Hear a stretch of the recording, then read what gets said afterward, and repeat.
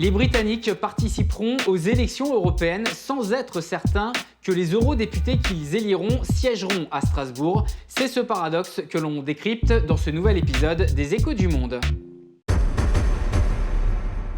Et l'on part dès à présent en direction de Londres, retrouver notre correspondant sur place. Bonjour Alexandre. Bonjour Olivier. Tant que le Parlement britannique ne parvient pas à trouver une majorité pour voter l'accord qui a été conclu entre Theresa May et l'Union européenne sur le Brexit, les Britanniques participeront aux élections européennes. Mais finalement, n'est-ce pas un peu paradoxal quand on sait que soit ils ne siégeront pas, les eurodéputés, soit pas pour longtemps en tout cas? C'est totalement paradoxal, Olivier, c'est vrai, mais je crois qu'on n'en est plus ici à un paradoxe près. Les élections se tiendront donc le 23 mai, autrement dit presque jour pour jour, 3 ans après le référendum sur le Brexit du 23 juin 2016, qui s'est donc toujours pas traduit dans les faits.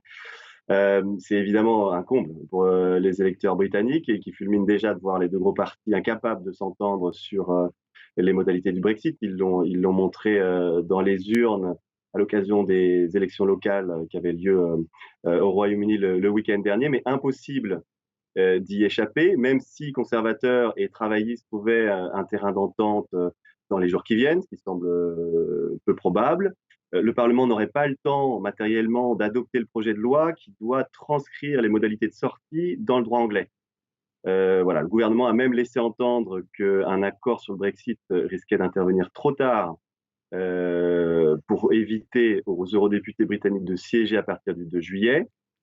Pour sortir du bourbier, il vient en effet de se fixer comme nouvelle date butoir la pause estivale de la Chambre des communes qui démarre le 20 juillet.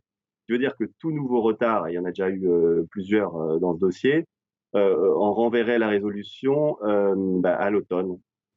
Alexandre, comment expliquer que les deux principaux partis, et conservateurs et travaillistes, ne parviennent toujours pas à se mettre d'accord alors que dans le même temps, ils ont tous les deux essuyé un échec à des élections locales assez récemment?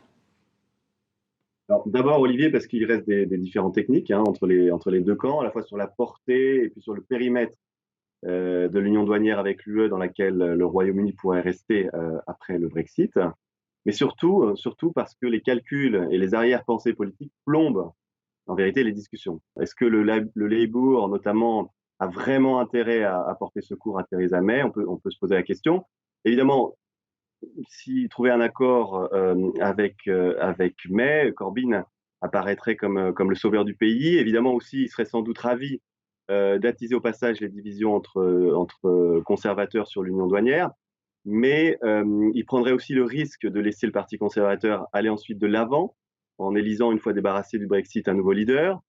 Et puis, de toute façon, il y a beaucoup de coups à prendre pour chacun des deux leaders dans cette histoire. Theresa May risque de rendre furieux les hard Brexiteurs de son camp, qui portent en horreur toute union douanière avec l'UE, et puis qui veulent au contraire couper les ponts rapidement.